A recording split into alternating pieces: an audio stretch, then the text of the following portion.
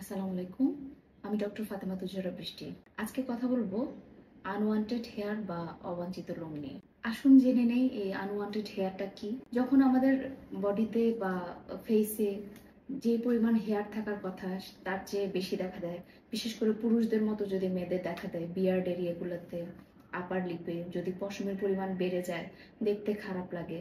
অনেকের আবার হাতেও পশম বেশি থাকে বা পায়ে থাকে, সেক্ষেত্রে এটাকে আনওয়ান্টেড হেয়ার বা অবাঞ্ছিত পশম বলা হয়ে থাকে।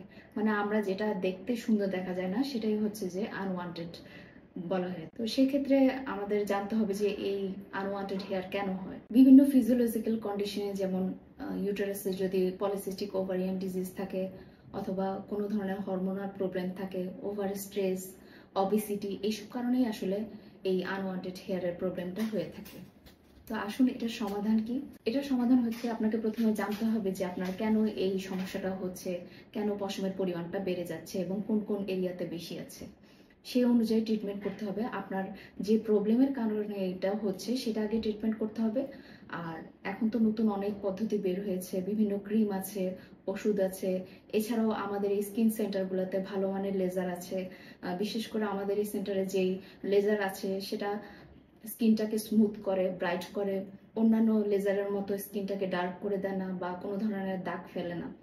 তাই আপনারা এইসব সমস্যায় যারা ভুগছেন তারা কোনো ধরনের হতাশা বা দুশ্চিন্তা না করে আমাদের সেন্টারে চলে আসবেন, আমাদের সাথে পরামর্শ নিয়ে ট্রিটমেন্ট শুরু করবেন। আশা করি সুফল পাবেন।